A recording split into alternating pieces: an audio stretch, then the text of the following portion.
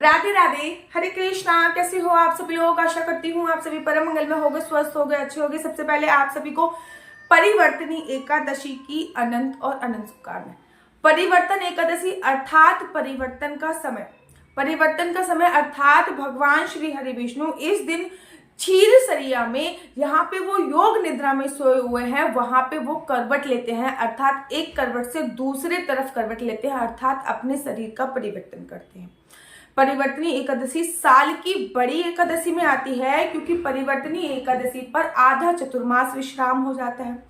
परिवर्तनी एकादशी को जल झूलस एकादशी के नाम से भी संबोधित किया जाता है। परिवर्तनी एकादशी को ढोल ग्यारस के नाम से भी संबोधित किया जाता है। परिवर्तनी एकादशी को पदा एकादशी के नाम से भी संबोधित किया जाता है। परिवर्तनी एकादशी पर कहा जाता है कि माता यशोदा ने यमुना जी के तट पर लाला के कपड़े प्रथम बार धोए थे, इसलिए इसको वो जल झूलस एकादशी भी बोलते। जल मतलब जल में, झुलाए मतलब कपड़ों को धो के सुखाया था, इसलिए इसको जल झूलस एकादशी के नाम से भी संबोधित किया जाता है। कहा जाता है कि इस परिवर्तनी एकादशी पे आधा चतुर्मास विश्राम हो गया, भगवान ने करवट ली। सोचिए कितनी बड़ी एकादशी होगी जिस एकादशी पे भगवान के कपड़े धोए गए, जिस एकादशी पे भगवान के कपड़े तो धोए गए, जिस एकादशी पे भगवान ने करवट ली, वो साल की बड़ी एकादशी होती है। मैं हमेशा कहती हूँ कि एकादशी का व्रत जो होता है वो त्रिदिवसीय व्रत की श्रेणी में होता है। एक दिन का व्रत नहीं होता, वो 3 दिन का व्रत होता है। सबसे पहले आपको दसवीं तिथि वाले दिन संपूर्ण ब्रह्मचर्य का पालन करना होता है। किसी भी प्रकार की कोई काम वासना क्रीड़ा को अंजाम नहीं देना होता है। सूर्यास्त के बाद भोजन नहीं करना होता है। रात को पृथ्वी शयन करना होता है और सूर्यास्त के बाद खाना नहीं खाना। हाँ, बड़े सारे लोग सूर्यास्त के बाद ऑफिस इत्यादि से आते हैं, तो वो क्या करें? जो लोग सूर्यास्त के बाद ऑफिस इत्यादि से आते हैं वो रात को दूध इत्यादि का सेवन कर सकते हैं। दूध ले सकते हैं, फल ले सकते हैं, कोई मिठाई इत्यादि ले सकते हैं जो कि मावे या मेवे से बनी हो, ठीक है। लेकिन हाँ, भोजन त्याग दें, इस बात का ध्यान। दसवीं तिथि को चावल का सेवन नहीं करना चाहिए। दसवीं तिथि पे मांस, मदिरा, लहसुन, प्याज का सेवन नहीं करना चाहिए। दसवीं तिथि पर मूली और गाजर का सेवन भी निषेध बताया गया है।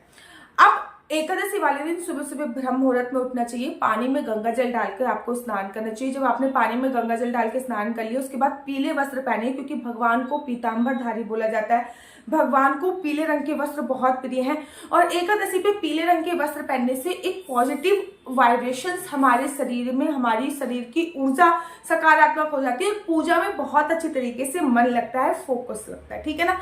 इस दिन याद रखो, मैं हर वीडियो में बोलती हूँ कि एकादशी है तो शारीरिक शुद्धि बहुत जरूरी है, पोटी जाना बहुत जरूरी है। महिलाओं को बहुत कॉन्स्टिपेशन रहता है, अर्थात कब्ज की प्रॉब्लम रहती है, तो उनको पोटी आती नहीं है, तो आप गर्म पानी पीकर पोटी जा सकती हैं, ठीक है ना।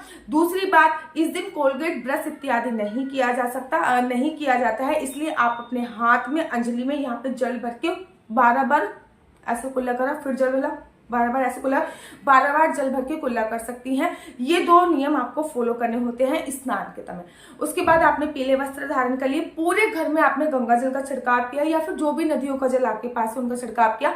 घर पे बाल गोपाल, लड्डू गोपाल हैं तो उनको भी पंचमृत से स्नान कर लिया। कुछ नियम बांध लीजिए। पंचमृत से स्नान करवाऊंगी बाल गोपाल, लड्डू गोपाल का, अगर एकादशी होगी, अगर पूर्णमासी होगी या फिर कोई भी उत्सव होएगा, तो इस प्रकार से आपके लड्डू गोपाल को पंचमृत से स्नान करने का सौभाग्य प्राप्त होगा। कहते हैं सादे स्नान से स्नान कराने पे और पंचमृत से स्नान कराने पे आपको कम से कम भगवान को 1000 गुना ज्यादा स्नान करने का फल प्राप्त होता है। भगवान को मैं ये नहीं कह रही कि हर एकादशी पे नए वस्त्र पहनाओ, लेकिन हर एकादशी पे कम से कम पीले वस्त्र तो अवश्य और अवश्य आपको पहनाने चाहिए। उसके बाद पूजा की पूरी प्रिपरेशन कीजिए। हर एकादशी पे संकल्प लेना बहुत जरूरी है। बिना संकल्प के एकादशी का जो व्रत होता है वो आधा अधूरा व्रत माना जाता है।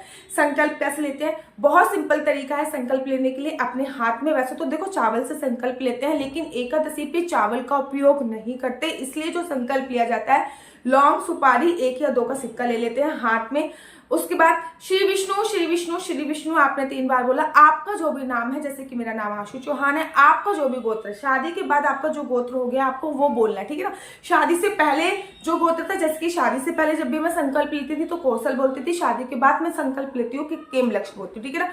तो मेरा नाम आशु चौहान है, मेरा गोत्र केमलक्ष्य है। मैं आज पूरी श्रद्धा भाव से, पुणे में निवास स्थान है मेरा इस समय पे, जहां पे आप रह रहे हो, ठीक है ना। बेसिकली मैं बिलोंग वृंदावन से करती हूँ, लेकिन इस टाइम पे मैं पुणे में रह रही हूँ। व्रत मैं पुणे में करूंगी तो आपको पुणे जहाँ पे आप रह रहे हो वो जगह बोलनी है, ठीक है ना।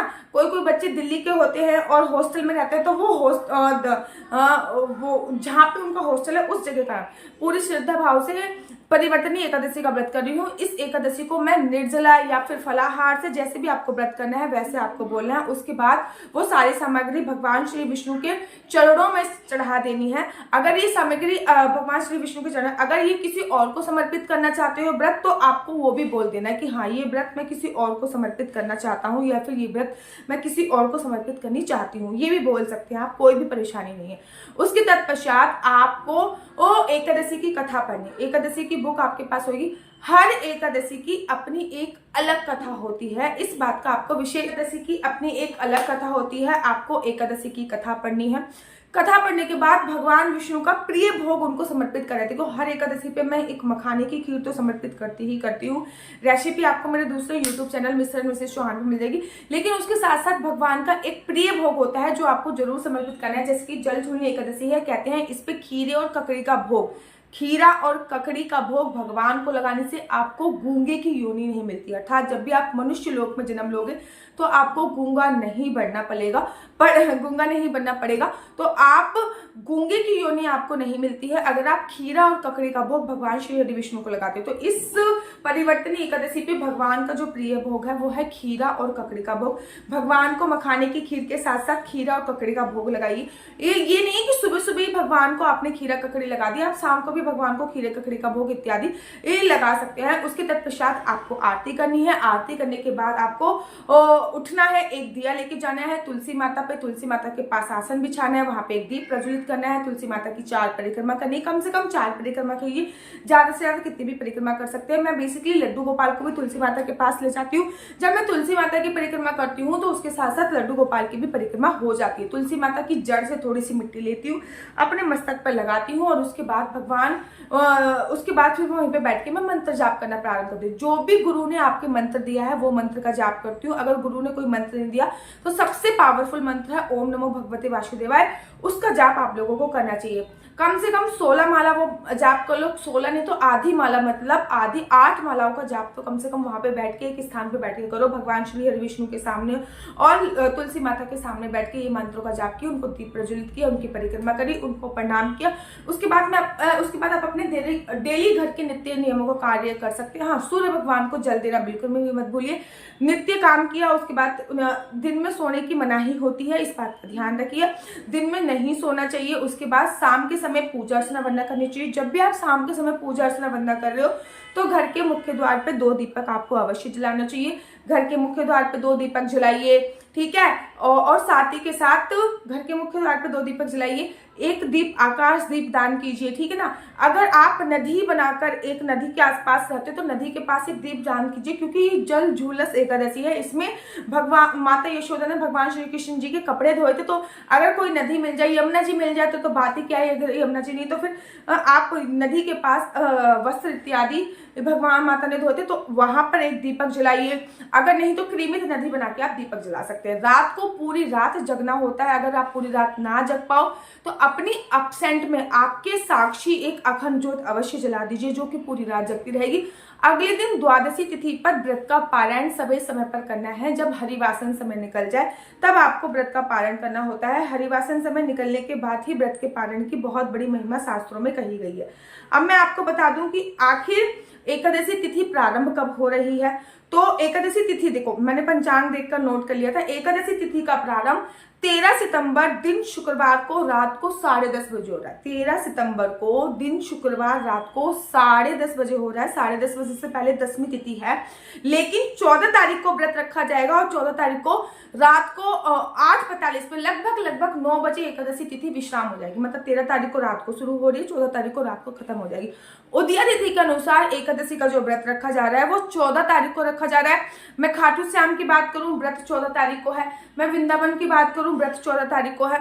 मैं इस्कॉन टेम्पल की बात करूं, व्रत 14 तारीख को। कोई इसमें महाद्वादशी नहीं पड़ रही है, कोई इसमें कोई द्वादशी का व्रत नहीं रखा जा रहा। हर जगह 14, बाकी बहर जी के मंदिर में 14 तारीख का, हर जगह 14 तारीख का व्रत रखा जा रहा है। और व्रत का जो पारण किया जाएगा वो 15 तारीख को किया जाएगा। और व्रत के पारण का समय भी मैं आप लोगों को इसी वीडियो में बता रही हूँ। 15 तारीख को सितंबर को व्रत का पारण किया जाएगा। 6:06 से लेकर 8:34 तक आप व्रत का पारण कर सकते हैं। ध्यान रखिए, व्रत पारण हमेशा द्वादशी तिथि पर ही होता है। त्रयोदशी तिथि पे कोई लोग व्रत का पारण करते हैं, जो शास्त्रों में निषेध है। द्वादशी तिथि खत्म होने से पहले ही आपको व्रत का पारण करना चाहिए और हरिवासन समय निकलने के बाद ही आपको व्रत का पारण करना चाहिए। ये व्रत का पारण आपको कैसे करना है, संपूर्ण जानकारी आपको दूसरी वीडियो में प्रोवाइड होगी। इस वीडियो में मैंने केवल आपको व्रत के पारण का समय बताया है, जो कि 6 बजे से लेकर 8 साढ़े 8 बजे तक है। आपको व्रत का पारण इजिली 8:30 बजे तक कर सकते हो। व्रत का पारण एक चावल का दाना खाकर किया जाता है। आप लोग अपनी कुंडली मुझसे दिखवा सकते हो, मेरा नंबर नीचे है। आपका बच्चा जॉब करेगा या बिजनेस करेगा तो किस चीज का बिजनेस करेगा, जॉब करेगा तो किस चीज का जॉब करेगा, किस फील्ड में उसको जाना चाहिए, उसके लिए कौन सी लाइन ठीक रहेगी, कौन सी लाइन ठीक नहीं रहेगी, ये सभी जानकारी मैं आपको कुंडली के माध्यम से प्राप्त कराती हूँ। आपके और आपके हस्बैंड की बॉन्डिंग बहुत अच्छी नहीं चल रही, कब तक सुधार होगा या फिर कोर्ट केस होगा, आप कंसीव नेचुरली करेंगे या फिर आपको मेडिकल वेज पे कंसीव करना पड़ेगा, कंसीव का शुभ टाइम, शुभ मुहूर्त क्या है आपके लिए, ये सभी जानकारी मैं आपको कुंडली के माध्यम से प्रोवाइड कराती हूँ। हाथ जोड़कर विनती है, कुंडली देखना फ्री नहीं है, हर वीडियो में मैं ये बोलती हूँ, लेकिन बड़े सारे लोग मेरे पास एवरीडे कम से कम 10 से 15 मैसेज ऐसे आते हैं, हमारी कुंडली बता दीजिए, हमारी कुंडली बता दीजिए। ये मेरा कार्य है और ये कार्य मैं फ्री में नहीं करती हूँ सेवार्थ के लिए। कुंडली देखने के थोड़े से चार्ज हैं। आशा करती हूँ कि आपको मेरी वीडियो अच्छी लगती होगी। अगर आप कुंडली दिखवाना चाहते हो तो मेरा नंबर है 4/9-20-25-65। मैं दोबारा बता देती हूँ, 4/9-20-25-65। अगर आपको मेरी वीडियो अच्छी लगती है तो आप अपना यूट्यूब चैनल हरि बोल को लाइक शेयर सब्सक्राइब करना बिल्कुल भी मत भूलिए। तब तक के लिए मुझे दीजिए इजाजत। राधे राधे, हरे कृष्णा, हरि बोल।